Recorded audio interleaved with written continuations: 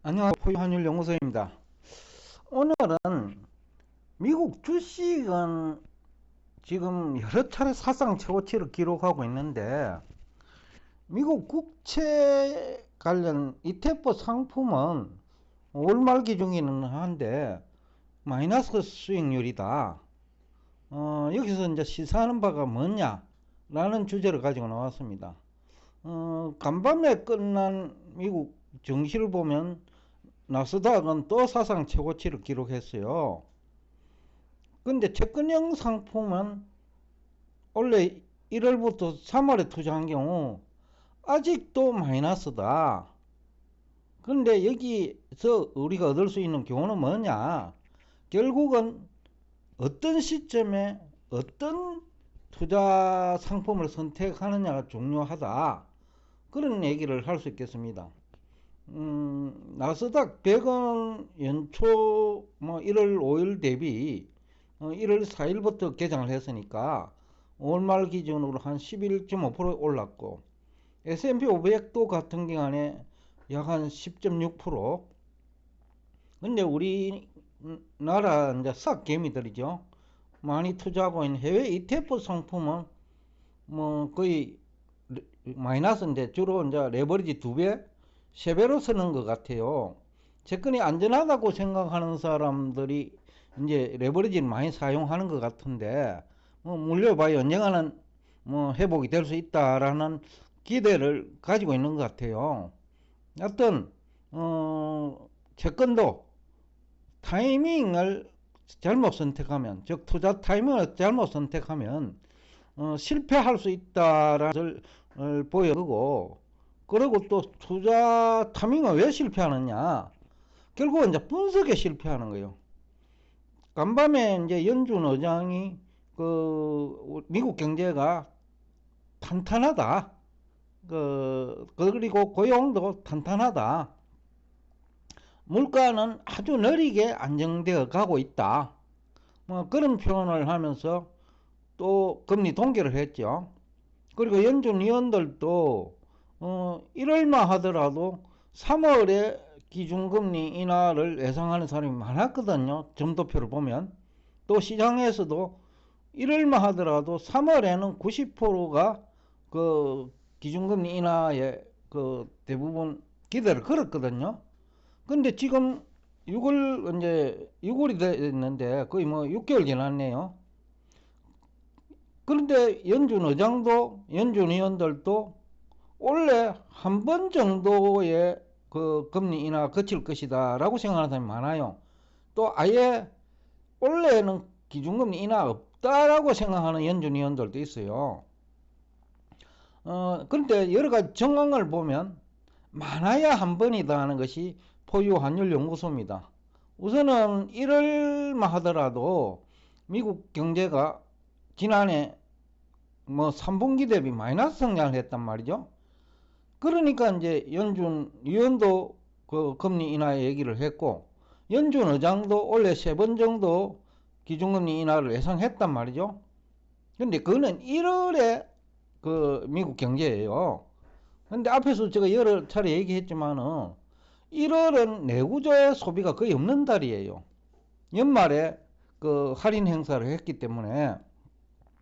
그러니까 이제 결국 1월은 4분기 대비 성장률이 마이너스 나올 확률이 굉장히 높은 거죠.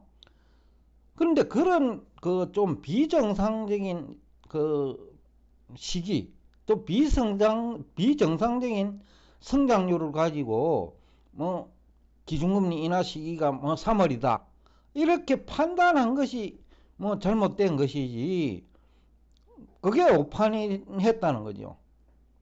어제 누가 저한테 전화를 했더라고요. ETF 상품과 관련한 전화인데, 채권형 ETF가 왜 이렇게 수익률이 안 좋냐? 그렇다면 어떤 사람 얘기를 듣고 채권 ETF 상품에 투자했느냐? 라고 물어보니까, 유튜브에서 활동하는 경제 전문가, 그리고 증권회사 직원들, 또 증권회사 애널리스트 보고서, 이런 걸 보고 이제 투자를 했을 거란 말이죠. 대부분이 그럴 거예요. 근데 연초에 대부분의 애널리스트, 또 이코노미스트, 또 대학 교수, 약 한 90% 이상이 3월 기준금리 인하를 얘기했거든요. 그런데 뭐 3월이 오히려 미국 실물 경제 아주 좋아졌단 말이죠. 2월부터 2월 그 중반 이후에부터 소비가 살아난 거예요. 그러니까 이제 그 1월과 3월은 완전히 그 다른 미국 경제 지표가 그 통계로 나와버린 거예요. 그러니까 3월이 되니까 기준금리 인하를 끄집어내지도 못하지요. 앞에서 제가 여러 차례 얘기했지만 연준은 대응기관이에요. 그 사람들은 향후 뭐 고용이 어떻게 될 것이다, 향후 미국 경제 성장률이 어떻게 될 것이다, 이런 거 연구하는 사람 아니에요. 또 그것을 모른다고 해도 비난할 해서도 안 되고 비난할 이유도 없어요. 왜냐하면 대응하는 조직이니까. 그러면 연준 의장이 발언을 1월에 세 차례 금리 인하 얘기를 했다고 해가 그 사람이 무능한 건 아니라는 거죠. 왜냐하면 그분은 분석하는 게 아니고 미래를 전망하는 조직의 장이 아니고 대응하는 조직의 장이라는 거예요. 그러니까 연준 의장이나 연준 위원을 얘기를 듣고 내가 ETF 상품에 투자했다? 이 얘기는 성립되지 않아요. 오히려 정권에서 그 채권 전문가나 아니면 대학 교수로 활동하는 뭐 대학 교수로서 유튜브에 활동하는 경제학 교수가 무능한 것이지 아니면 애널리스트가 무능한 것이지 연준은 무능한 거 아니다. 또 투자자도 연준 이장이나 연준 위원을 그 얘기 듣고 투자해서는 안 된다는 거죠. 왜냐하면 그 조직은 대응기관이기 때문에 그 점도표가 아무리 뭐 1년에 3번 금리 인하로 나오더라도 그 사람들은 미래를 분석하는 애널리스트가 아니에요. 현재의 상황을 보고 대응하는 그 역할을 한 사람들이기 때문에 그것은 핑계도 되지 아니하고 오히려 그 사람을 믿고 투자한 사람의 수준이 문제라는 거죠. 또 지금은 뭐 영어를 잘하는 사람, 뭐 스카이대 출신으로서 경영학 전공했던, 경제학을 전공했던, 아니면 영어를 전공했던 그 번역은 의미 없어요. 지금은 AI 시대에 번역은 잘해요. 스카이대 출신의 아주 상위 클래스에 있는 사람만큼이나 지금 AI가 번역을 잘하고 있거든요. 그렇다고 하면 능력은 뭐라는 거죠. 경제학 전공하고 경영학 전공하고 영어 번역 잘하는 사람이 이 사람이 어떤 상품에 투자하고 어떤 시기에 투자할 것이냐를 판단할 수 있는 능력을 가진 사람이 유능하냐. 포유한율연구소 입장에서는 그 영어를 잘하고 스카이대 경영학을 전공한 사람보다 투자 타이밍을 선택 잘하고 환율은 달러 표시를 할 것이냐 엔화 표시를 할 것이냐 주식형에 할 것이냐 아니면 채권형에 할 것이냐. 주식형에 한다면 나스닥 100에 들어갈 거냐 S&P 500에 들어갈 거냐 니케이 225에 들어갈 것이냐를 판단할 수 있는 능력이 중요한 것이지 그 ETF 상품을 소개하고 나스닥을 뭐 부정적으로 보고 미국 정치를 부정적으로 보는 스카이대 출신이 유능한 건 아니다 라는 얘기를 제가 했거든요. 뭐 지금 그것을 증명하는 표가 지금 현재 제가 가지고 있는 나스닥 100, S&P 500, 미국 국채 20년물 그것도 엔화 표시, 그 다음에 미국 국채 그 하루 수익률의 3배를 그 추종하는 ETF 상품에 투자하는 디렉션, 어느 곳에 투자하는 것을 그 선택하는 것이 중요하다.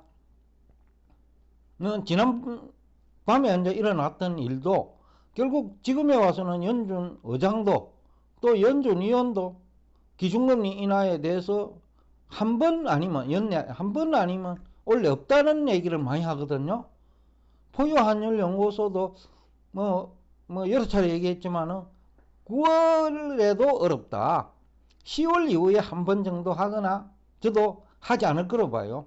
10월 정도에 한 번 하거나 10월 이후 10월 11일, 뭐 12월은 할 확률이 낮고요. 10월 11월에 한번 하거나 아니면 없다.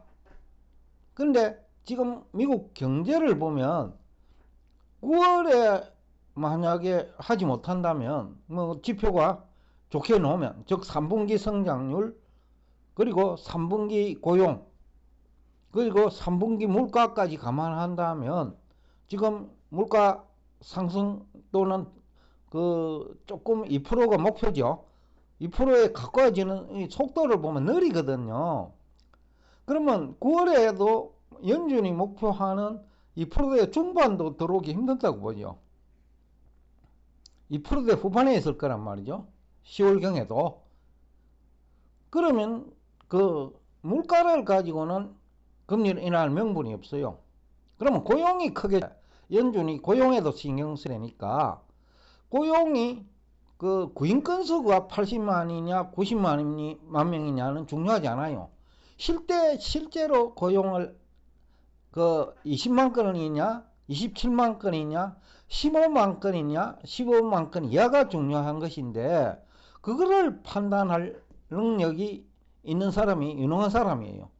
그 판단을 잘하는 증권회사 애널리스트가 유능한 애널리스트고, 또 주식에 투자할 것이냐, 주식에 투자하냐면 나스닥이냐 S&P 500이냐 니케이 225냐 코스피냐, 이거 판단할 능력이 유능함을 판단하는 기준이다.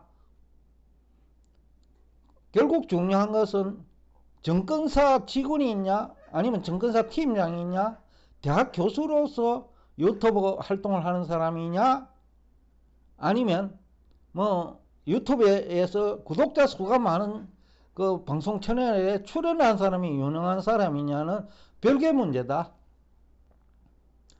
포유환율연구소가 뭐 8.15조차도 지금 출연을 거절하고 있거든요.